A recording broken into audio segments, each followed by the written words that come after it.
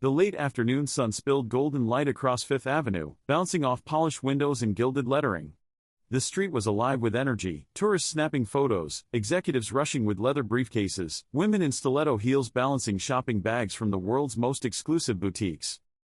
Maya Carter stepped out of her car and smoothed the sleeves of her gray cashmere sweater. She wasn't dressed for spectacle, no designer logos, no glittering jewelry. Her outfit was understated: dark jeans, clean sneakers, a simple black tote bag slung over her shoulder. She had never been one for ostentation. But wealth was not the kind of thing you needed to announce when you carried it with quiet certainty. And Maya carried it well. Still, as she pushed open the glass doors of La Rue, the high-end fashion boutique that had recently made headlines for its Paris exclusives, she felt it, that shift in the air, so subtle and so familiar.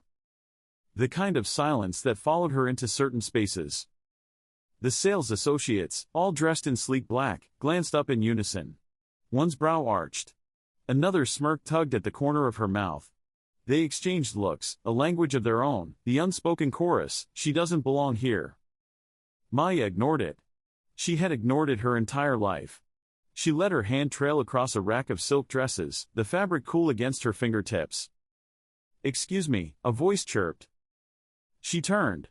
A young woman with platinum blonde hair and a smile that looked rehearsed stood blocking her path. The smile was polite, but the tone carried the weight of dismissal. "Just so you know," the associate said, lowering her voice as if to share a secret, "most of our pieces here are very exclusive. They start at around 3,000. We wouldn't want you to waste your time." Maya let the words hang there. Her gaze lingered on the woman's face, then dropped to the sparkling silver name tag pinned neatly to her chest: Clara. A dozen responses came to her mind, sharp and cutting. She could have mentioned the watch tucked discreetly beneath her sleeve, a limited edition worth more than everything in the store. She could have pulled out her black card and let it speak for her. But she had long since learned that silence was often sharper than words. So she simply smiled. "Thank you," she said calmly, and moved past her. Clara blinked, momentarily unsettled. But soon another associate, tall and lean with a clipboard in hand, swooped in. His voice carried a shade of condescension beneath its polished tone. "Ma'am, if you're just browsing, we'd appreciate it if you didn't handle the merchandise too much. These gowns are delicate." Maya's fingers froze on the edge of a dress. Around her, a pair of wealthy-looking shoppers, a man in a suit and a woman dripping in gold jewelry, snickered under their breath. The associate stepped closer, lowering his voice but sharpening it all the same. "Actually, perhaps you'd be more comfortable at one of the other shops down the street. There's a department store with a much wider range." The insult was clear. Maya looked around the boutique, at the shimmering chandeliers, the polished marble floors, the carefully curated racks of clothing. She looked at the faces of the staff, watching her not as a customer but as an intruder. Her pulse quickened, not from shame, but from anger contained beneath layers of control. She thought of all the doors she had walked through in her life, doors that closed in her face before she even reached them. The man with the clipboard tilted his head toward the entrance. "I'm going to have to ask you to leave now, ma'am."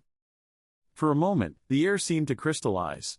Customers paused, pretending to examine scarves and handbags, but really watching the scene unfold. One woman smirked openly. Another whispered something to her companion, who chuckled. Maya felt their eyes on her, heavy, humiliating, dismissive. She could have fought back. She could have demanded a manager, could have shown them her bank app, could have forced the apology she deserved. But instead, she breathed in slowly, her expression unreadable. She lifted her tote onto her shoulder and gave a single, polite nod. "Of course," she said. Her voice was calm, almost gentle. But inside, something had shifted.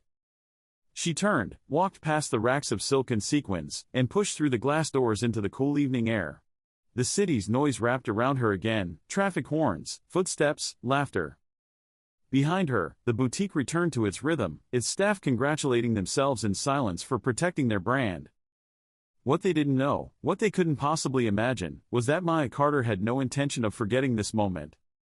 And one day soon, they would learn exactly who they had asked to leave. The heavy glass door shut behind her with a hollow thud.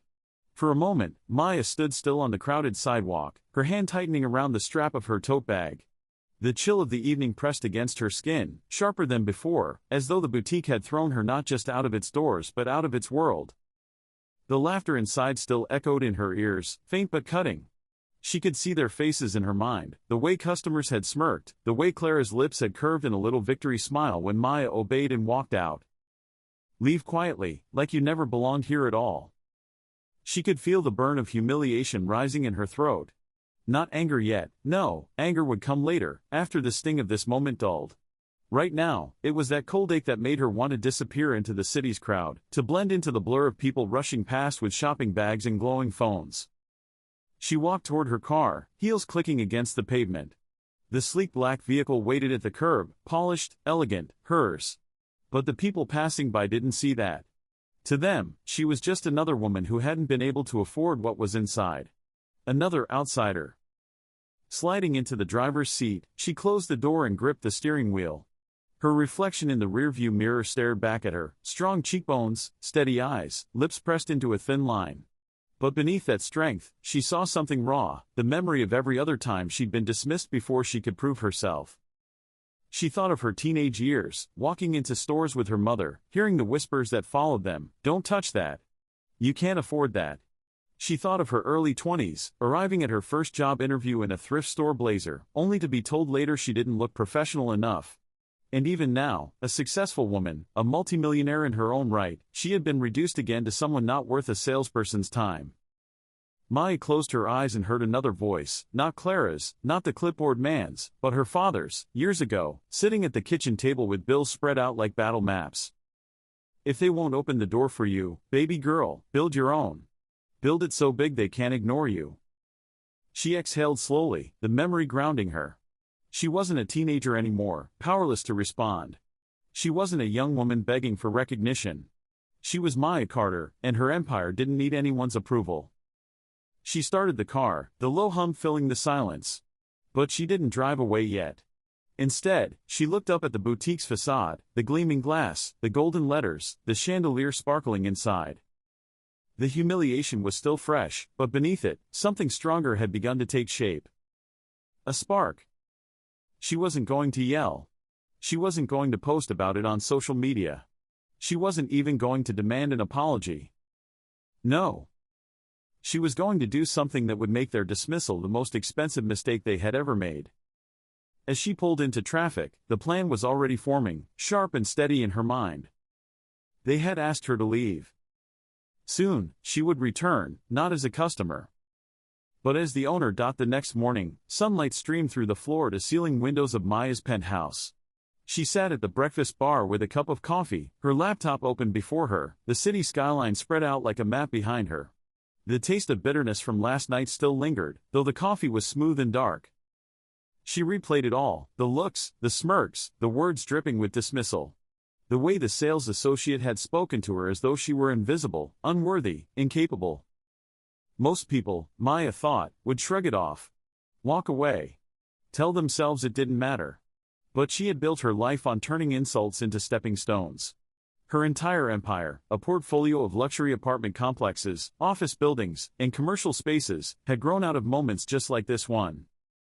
She closed her laptop and reached for the red leather folder on the counter. Inside were documents from her real estate team, a list of properties flagged for potential investment. She flipped through them, her eyes sharp. And then she saw it.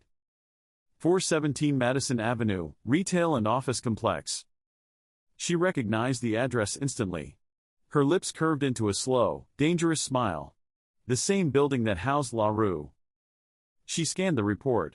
The property had been sitting in quiet negotiations for months. The current owner was open to offers, but buyers hadn't moved fast enough. The valuation was steep, but well within her reach. Maya leaned back in her chair, the spark from last night now burning like fire in her chest. They had looked at her and seen someone who didn't belong. They had pushed her out like she was nothing. But she wasn't nothing. She was a woman who could buy the walls around them. Her phone buzzed on the counter. She picked it up and dialed without hesitation. "James?" she said when her lawyer answered. "I want you to get me everything you can on 417 Madison. Lease agreements, current tenants, owner history. I want the building." There was a pause. "The whole building?" That'll take some heavy negotiation. Maya sipped her coffee. Then start heavy. I want it fast. She ended the call and sat in silence for a moment, staring out over the city. It wasn't about revenge, not exactly. It was about principle. About making sure people like Clara, the clipboard man, and every smirking customer inside that boutique understood something vital, that the people they dismissed could, in fact, own the ground they stood on. Her assistant appeared in the doorway, holding a stack of mail. "Morning, Ms. Carter. Do you want me to sort these for you?" Maya looked at her assistant, then back at the folder on the counter. "Yes," she said calmly, "and clear my afternoon. I think I'll be paying Madison Avenue a visit." Her assistant raised a brow. "Business?" Maya smiled faintly. "The most satisfying kind." When her assistant left, Maya returned to the window, watching the boutique's tower shimmer in the distance. Last night, they had laughed at her. Today, they would never see her coming. Maya arrived at the offices of Carter Holdings precisely at 10 a.m., her stride calm and unhurried as she moved through the marble-floored lobby. The receptionist, already standing, greeted her with a smile of quiet admiration. Everyone on staff knew something was shifting.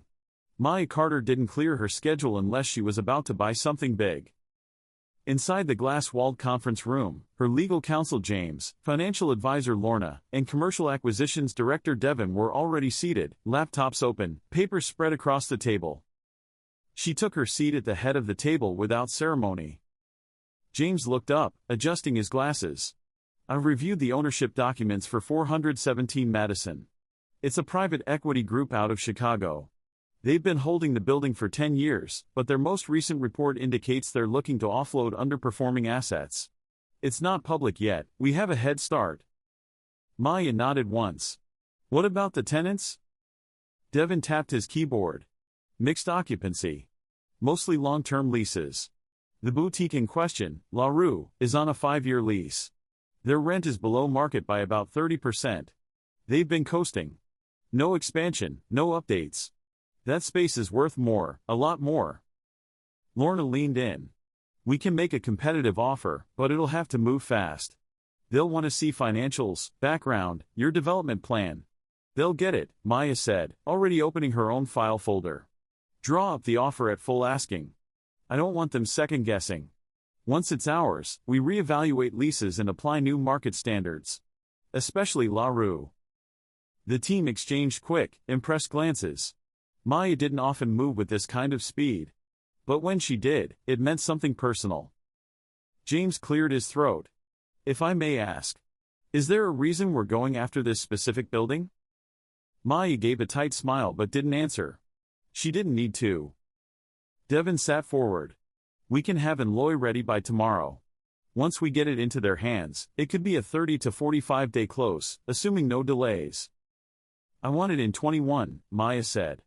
"Offer cash. No financing delays." Even Lorna raised her eyebrows. "You are going all in." "I'm not just buying a building," Maya said, her voice low and certain. "I'm buying a narrative. And I want to own every inch of it." The room went still. This was why Maya Carter was Maya Carter. Where others saw insult, she saw opportunity. Where others swallowed humiliation, she built power out of it. She rose from the table. "Keep me updated every 12 hours. I want reports on tenant turnover, La Rue's margins, and comps for the area."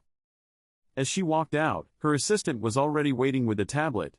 "Ms. Carter, your driver is ready. Where to next?" Maya took the tablet, reviewed the documents, and said, without hesitation, "Madison Avenue. I want to walk the block again. This time, as the buyer." Outside, the sky was crisp and clear. As the car pulled toward Midtown, Maya sat back in the leather seat, crossing one leg over the other. She didn't need validation. She wasn't after revenge. This was reclamation. And soon, every square inch of that building, from the ground-level glass to the rooftop skyline view, would belong to her. Not out of spite, but out of principle. They had tried to shrink her down to what they could see. She was about to show them just how large she truly was. It started with a letter. The boutique manager, Natalie Rhodes, found the envelope on her desk one rainy Tuesday morning. The cream-colored paper was embossed with a gold seal and hand-delivered, unusual, considering most of their building communications arrived via email or came through the leasing office. She opened it quickly, barely glancing at the name on the letterhead. To all commercial tenants at 417 Madison Avenue, it began. Please be advised, effective immediately, ownership of the building has changed. Your new landlord is Carter Holdings, LLC.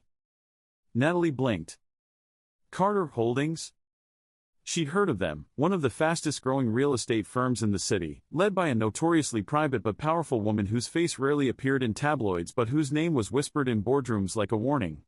They were known for aggressive expansions, tight contracts, and zero patience for underperformers. She kept reading. A full review of all tenant leases is underway. You will be contacted individually regarding adjustments to reflect current market value. Her stomach dropped. Adjustments. Market value. That could only mean one thing. Clara. Natalie snapped, rising to her feet. Clara, the same platinum blonde associate who dismissed Maya just weeks ago, walked in, coffee in hand. Yes? We've got a new landlord. Carter Holdings. And they're reviewing leases. I need you to prepare all our financials for the past 3 years. Now. Clara furrowed her brow. Carter Holdings. That's a black-owned firm, right? I saw something about them in Forbes. Natalie waved her off. I don't care who owns it, just get me those numbers. If our rent goes up, we're screwed. But Clara's mind had paused on something else. A memory. A woman. Quiet confidence. A gray cashmere sweater. The way she'd left the boutique without a word. It couldn't be. Could it? 2 days later, Natalie received a meeting request. The new landlord wanted to speak in person. High priority. No other details given. She wore her best navy pantsuit, heels too tight from lack of use, and practiced her weird loyal tenant speech on the elevator ride to the 19th floor, a private conference room Carter Holdings had leased for tenant meetings. She walked in expecting a man in a suit, or a lawyer in glasses. Instead, she found Maya Carter seated calmly at the table, a tablet in front of her, a black blazer draped effortlessly across her shoulders. For a moment, Natalie froze. Her brain scrambled, her mouth parted, but no words came out. Maya didn't look up immediately. She was reviewing the boutique's profit margins with quiet focus. When she finally did raise her eyes, her voice was even, professional, and almost impossibly polite. Ms. Rhodes, she said. Thank you for coming. Natalie cleared her throat. I didn't realize. I imagine you didn't, Maya said. The silence that followed was heavier than shouting. Natalie swallowed. We weren't aware of any ownership transition. We'd love to maintain our tenancy, of course. Maya nodded. Naturally. But things will change. Your lease is below market rate by 32%. We'll be aligning your rent to current standards, triple, essentially.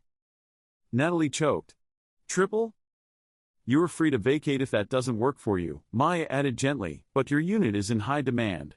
A number of black-owned luxury retailers have already expressed interest. Natalie sat back, stunned. I understand this is surprising, Maya said, her eyes sharp but calm. But I'm sure you'd agree, retail is all about knowing your market. And sometimes, your market changes. The meeting ended with handshakes, but the room stayed ice cold. As Natalie left, she didn't even make it to the elevator before pulling out her phone and calling Clara. She owns the building, she whispered. That woman. The one we asked to leave. On the other end of the line, Clara went pale. Back in the conference room, Maya watched the city from the windows, the same city that had once tried to make her small. They hadn't seen her coming. Now they couldn't avoid her. And she wasn't finished yet.